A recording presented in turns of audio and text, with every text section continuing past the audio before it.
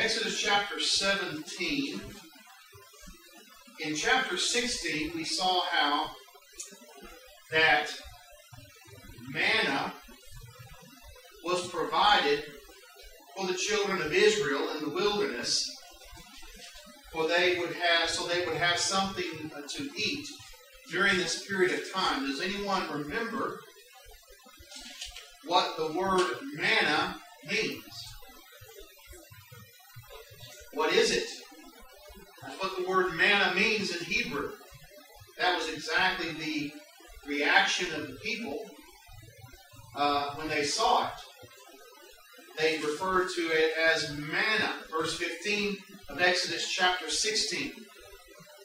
What is it? For they did not know what it was. This is the bread which the Lord has given you to eat.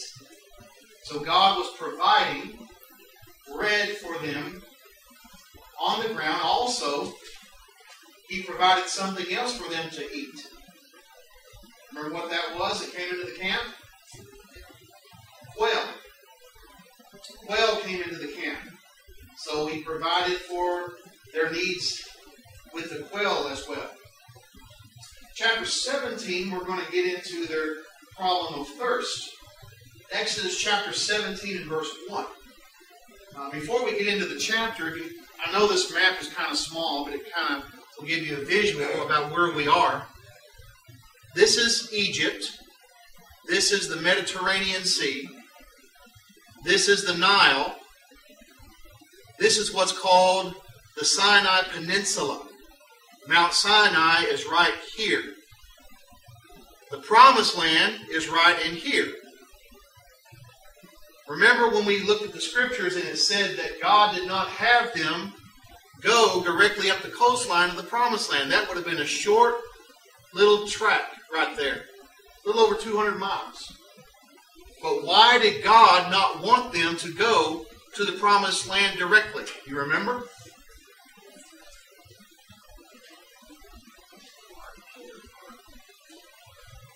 Well, before that, they weren't ready for something.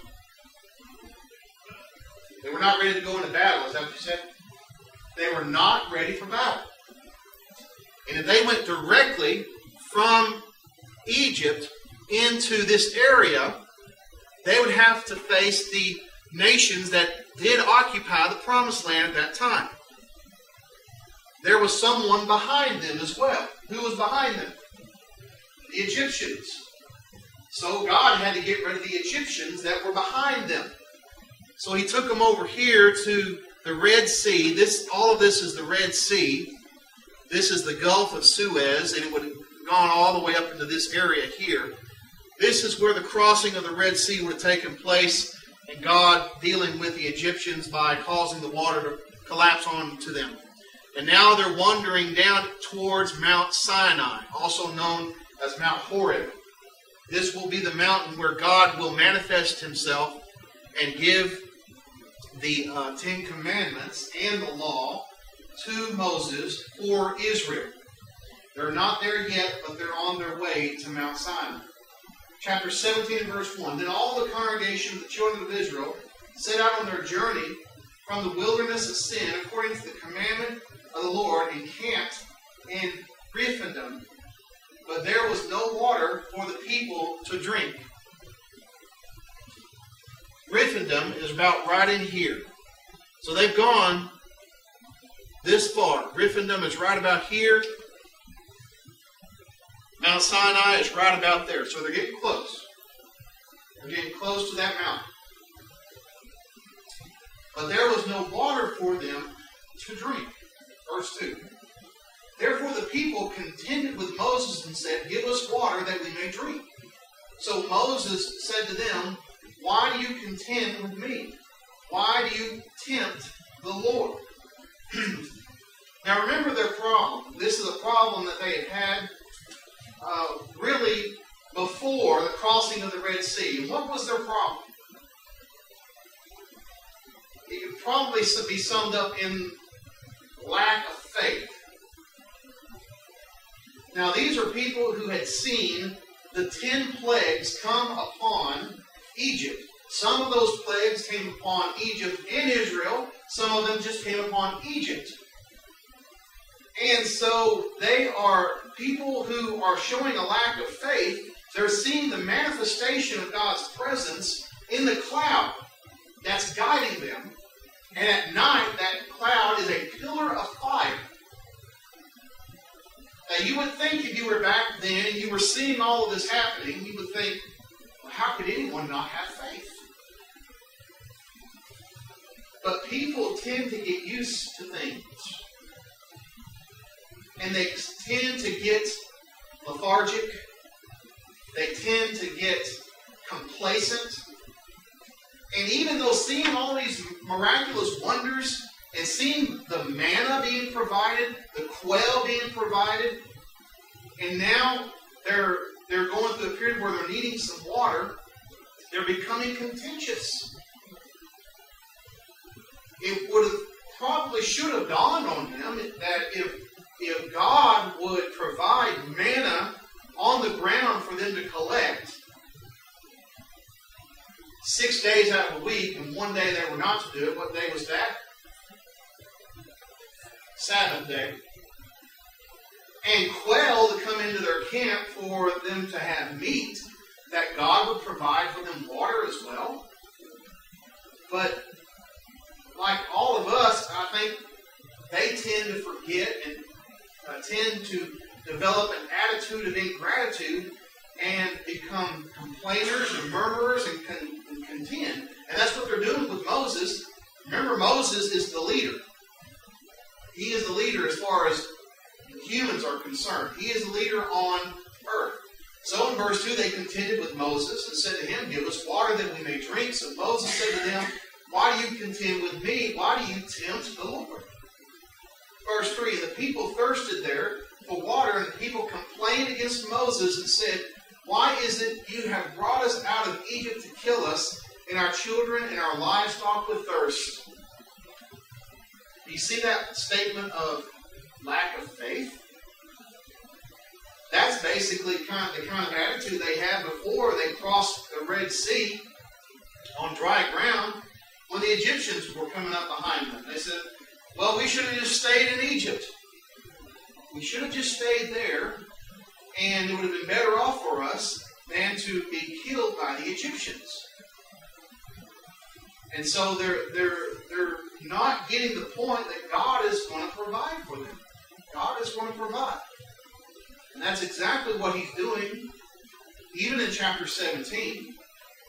Verse 4, so Moses cried out to the Lord, saying, "What shall I do with this people? They are almost ready to stone me."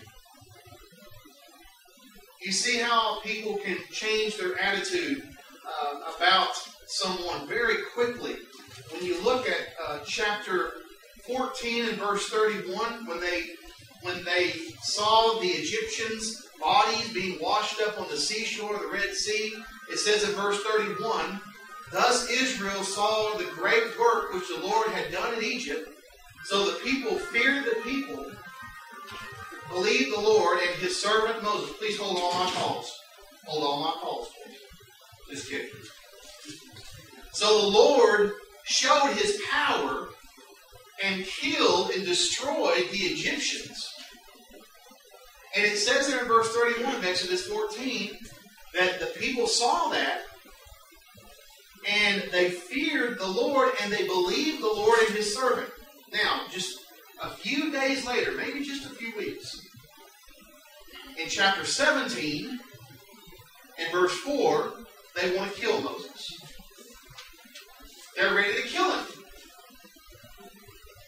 I mean, God, through Moses, through the staff that Moses had, wiped out the entire army of the Egyptians. And now, a few days later, perhaps even a few weeks, they're ready to kill Moses because they think they're not going to get anything to drink. That shows them how the attitude of people can just swiftly change, tossed to and fro. Verse 4, Moses cried out to the Lord, "What shall I do with these people? They are almost ready to stone me." Verse 5, the Lord said to Moses, "Go on before the people. Take take with you some of the elders of Israel. Also take in your hand your rod with which you struck the river, and go. So he says, you go before the people. You go with some leadership. You go with the elders of Israel. And you take that rod that's in your hand that you struck the river and go. The striking of the river has reference back to the Nile River that was turned to blood when he touched it or he struck it with his rod. Verse 6. Behold, I will stand before you there on the rock in Horeb, and you shall strike the rock, and water will come out of it, that the people may drink. And Moses did so in the sight of the elders of Israel. I believe he took the elders before him. These elders would have been the leaders of the tribes of Israel, so that they would have a front row witness to God providing for them. He wanted them to know, as the leaders of the tribes, God is going to provide. So the rock was struck, and water came out of that rock that the people may drink. So they called the name of the place Mesa and Mabira, because of the contention of the children of Israel, because they tempted the Lord, saying, is the Lord among us or not? Here's part of the contention that they were saying, is the Lord among us or not? Do you notice that the Lord's allowing them to go through some difficulties? A little bit of hardship. He's allowing them to go through that. They had to thirst for a little while. It could be because that he wanted them to realize their total dependence on him. And I think that's a message that we need to get from the Bible as the people of God, that we are totally dependent on God for every single one of our blessings. And we have to have an attitude of not grumbling and complaining and murmuring and being contentious, as you see here in chapter 17, but being thankful. Being thankful for what God provides. Now, in chapter 17 and verse 6, where it says, he struck the rock, you shall take that rod in your hand, you will strike the rock, and the rock will bring forth water. Of course, this would have been a miraculous thing for water to come out of a rock. So God was providing for them to quench their thirst, providing water from a rock. Now I want you to remember the instructions that were given to Moses. Moses was told, you take the rod in your hand and you strike the rock. There in verse 6. You shall strike the rock and water will come out of it. Remember that. Now turn to Numbers chapter 20.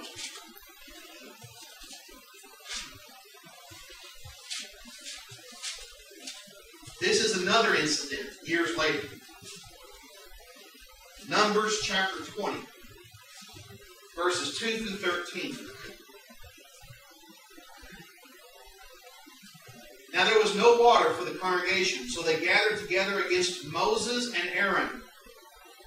They are gathered together against them. The people are, verse 3, the people contended with Moses and spoke, saying, if only we had died when our brethren died before the Lord.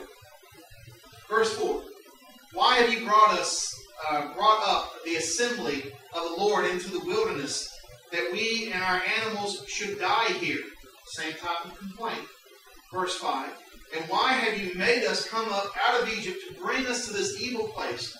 It is not a place of grain and figs, of vines, of pomegranates, nor is there any water to drink.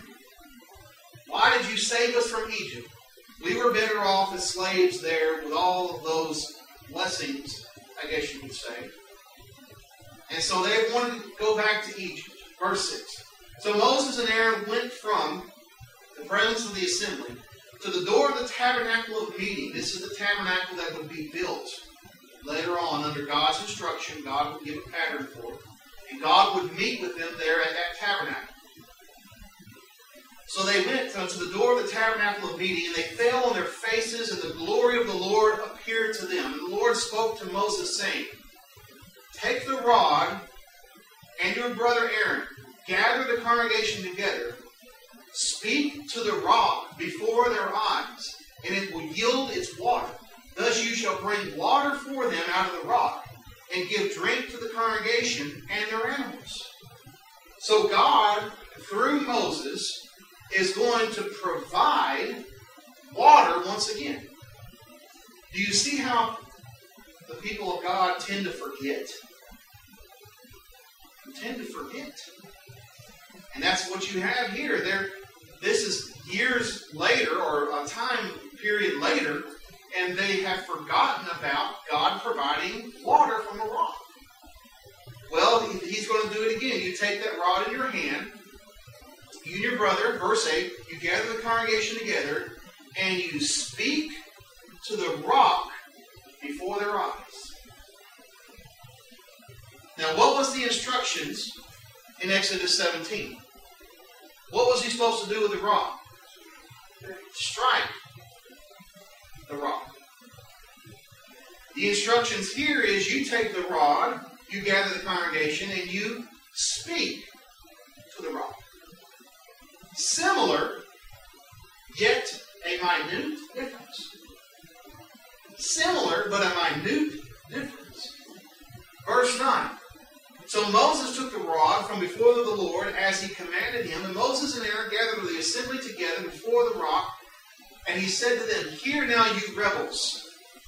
Must we bring water for you out of this rock? Notice the anger in Moses and Aaron. You rebels.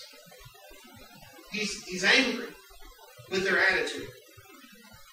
Verse 11, And Moses lifted up his hand and struck the rock twice with his rod, and water came out abundantly in the congregation, and the congregation and their animals drank. So he stood before the people, and he took the rod, and he struck the rock twice. What was the instruction? You speak to the rock. You speak to the rock. Even though years later, or a time period later, Moses was told to strike the rock. Similar circumstance, people needed water. Very similar instruction. However, there was a minute difference.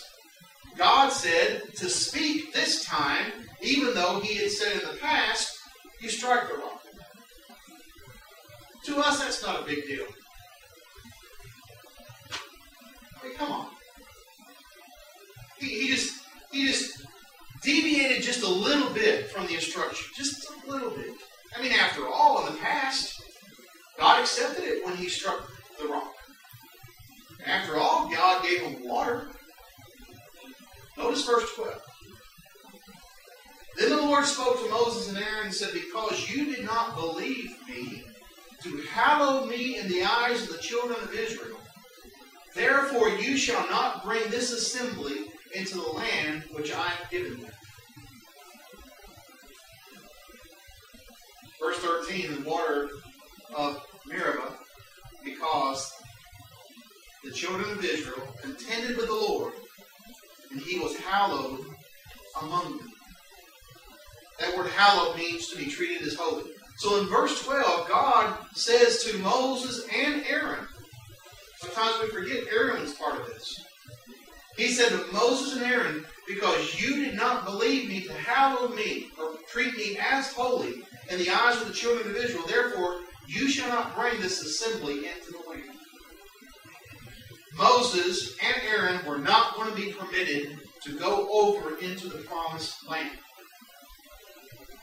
even though they slightly deviated from the instruction. Look at Deuteronomy chapter 3. In Deuteronomy, what you have here is God, through Moses, is giving the law again. That's what the word Deuteronomy means, the second giving of the law. He's giving the law again to a new generation. A new generation that's about to go into the land of promise. Look at Deuteronomy chapter 3. verses 23 through 28. Moses says, "Then I pleaded with the Lord at that time, saying, O Lord God, you have begun to show your servant your greatness and your mighty hand. For what God is there in heaven or on earth who can do anything like your works and your mighty deeds? I pray, let me cross over and see the good land beyond the Jordan, those pleasant mountains and Lebanon." Verse 26, "For the Lord was angry with me on your account and would not listen to me. So the Lord said to me, Enough of that. Speak no more to me of this matter." Verse 27, "But go up to the top of Pisgah and lift your eyes toward the west, the north, the south, and the east. Behold, it is your eyes. Behold it with your eyes. For you shall not cross over this Jordan." You're not going to go over in the promised land. Moses was praying to the Lord, said, "Please let me go over and see this land." And God said, "No. No." The consequence of his sins. The consequence of his sins. Look at verse 28. "But command Joshua and encourage him and strengthen him, for he shall go before you, before this people, and he shall cause them to inherit the land which you will see." He's going to allow him to go up to the top of Mount Pisgah, and on the mountain see a vision of the land. It would have been a supernatural vision of all of the land of promise. But he would not be able to go in because of his sin. Look at Deuteronomy chapter 34. Deuteronomy chapter 34.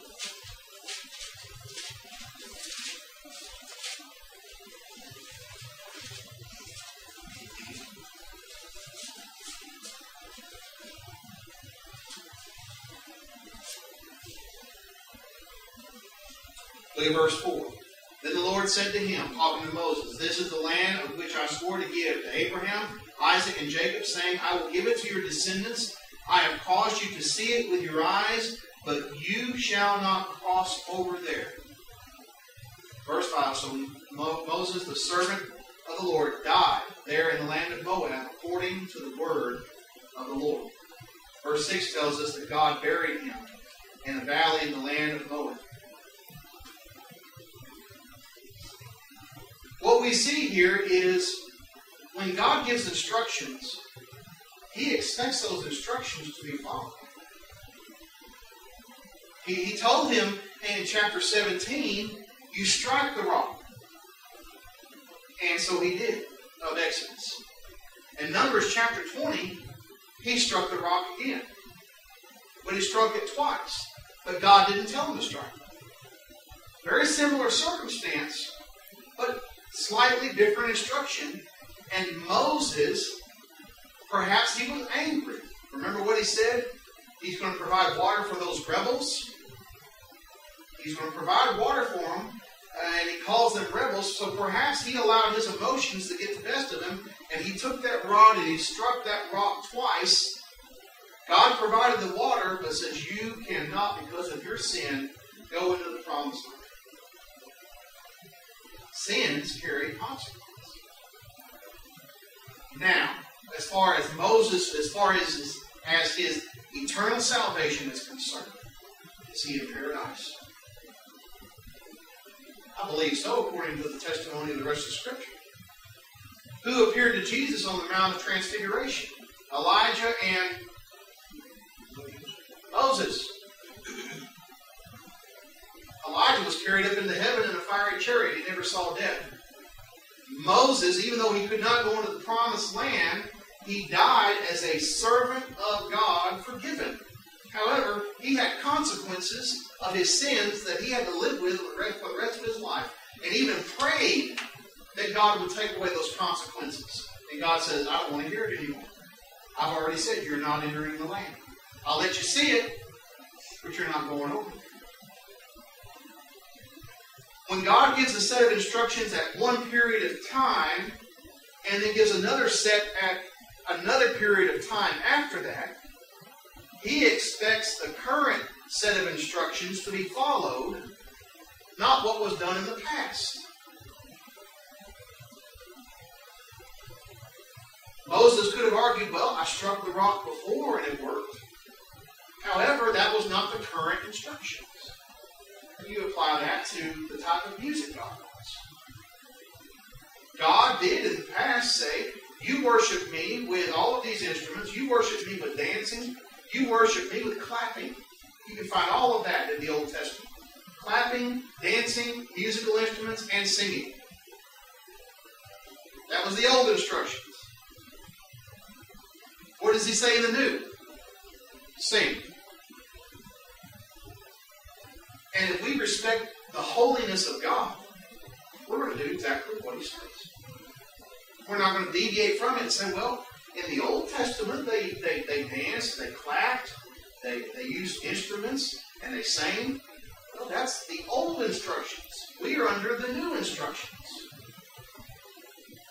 And that's something that needs to be emphasized because so many churches of Christ are starting to compromise with the instrument, starting to bring it in as they did 100 years ago. And so it's a principle here. When God gives instructions, he wants you to keep those instructions. Even though they may have changed a little bit, you do what God has currently told you to do. We are under the covenant of Christ, not the covenant of Moses. It doesn't matter what David did. It doesn't matter what Moses did as far as worship. What does the New Testament teach us to do? Now, we're learning from the Old Testament, most definitely. Romans chapter 15 and verse 4 tells us that we learn from this. Here are the principles that we are running. Another thing that we learn from this is, I mentioned it earlier, that if Moses, out of anger, in Numbers chapter 20, did strike that rock, that did not justify his actions. We're told to have self-control. Self-control. And we see here the imperfections of the greatest of men. Remember when we studied Abraham? We saw his imperfections. He lied. We're seeing the imperfections here of Moses, the great lawgiver, the great prophet, the great deliverer of Israel.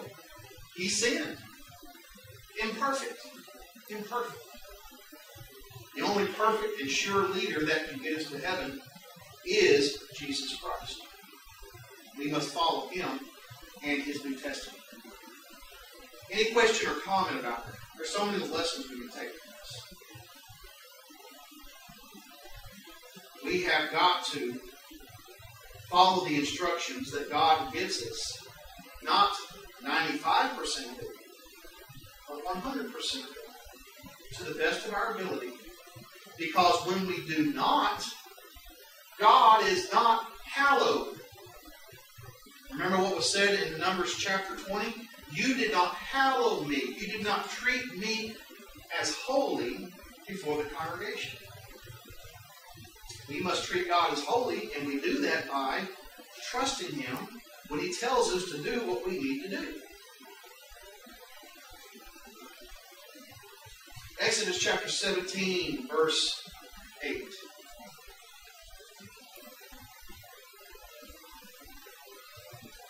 Now Amalek came and fought with Israel at Rephidim.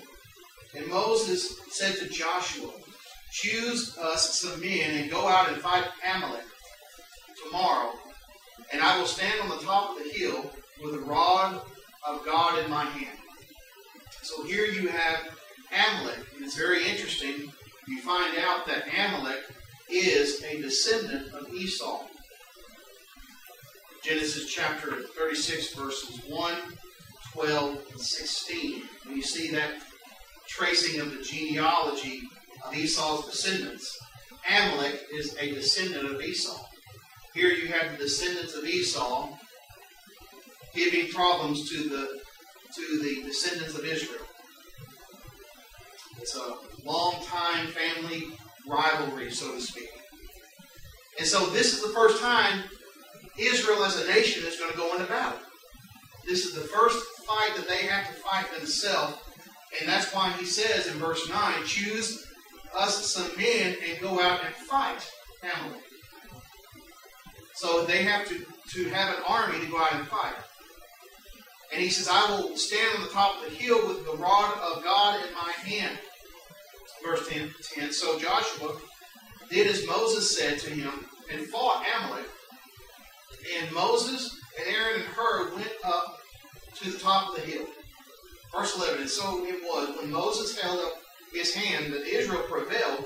And when he let down his hand, Amalek prevailed. Verse 12. But Moses' hands became heavy, so that they took a stone and put it under him, and he sat on it. And Aaron and Hur supported his hands, one on one side and the other on the other side. And his hands were steadied until the going down of the sun.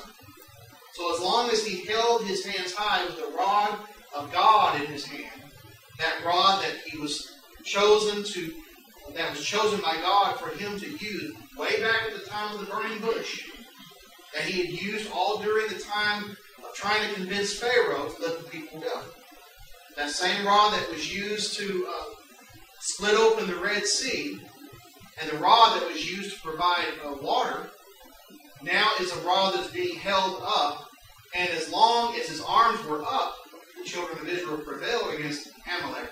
But when his arms began to lower, Amalek prevailed. So they set him down, and Aaron and Hur took his arms and supported him so he could hold up his arms and the rod of God. Verse 13, so Joshua defeated Amalek and his people with the edge of the sword. So here you have Joshua becoming a great military leader.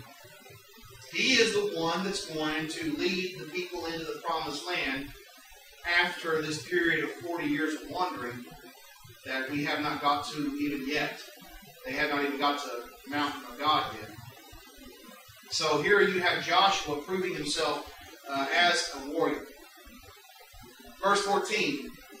Then the Lord said to Moses, write this for a memorial in the book and recount it in the hearing of Joshua, that I might utterly blot out the remembrance of Amalek from under heaven. And Moses built an altar and called its name, The Lord is my banner. In Hebrew, it is Yahweh Nissi. Yahweh Nissi. It's one of those compound names of God. That means the Lord is my banner. We know the importance of a banner or a flag. It symbolizes strength. It symbolizes the power of a nation. And so this altar that was built there after the defeat of Amalek was called Yahweh Nissi, Nissi. The Lord is my banner. Verse 16, for he said, because the Lord has sworn, the Lord will have war with Amalek from generation to generation. So from generation to generation, there was going to be war with Amalek, and he was going to wipe them out, blot out the remembrance of Amalek. So here you have verse 14, the first of the writings, the first of something being written down. Write this for a memorial in the book and recount it in the hearing of Joshua. So things were going to be recorded, written down. And we have the beginning of this here, and it's found in our Bible as the books of the Bible. Now there were some books that were written that were not inspired books, so to speak. They were historical accounts, just mere history. But some of this that's being referred to is referring to inspired writings, what we call the scriptures, the holy writings. 2 Timothy 3:16-17 tells us that all scripture is given by the inspiration of God. Why would God want to make war with Amalek and blot out the remembrance of Amalek from under heaven? Well, evidently, when you study the nations that were in this area, they were extremely wicked. In fact, it is God who is going to use Israel as they go into the promised land, as they go up into this land and they conquer through Joshua.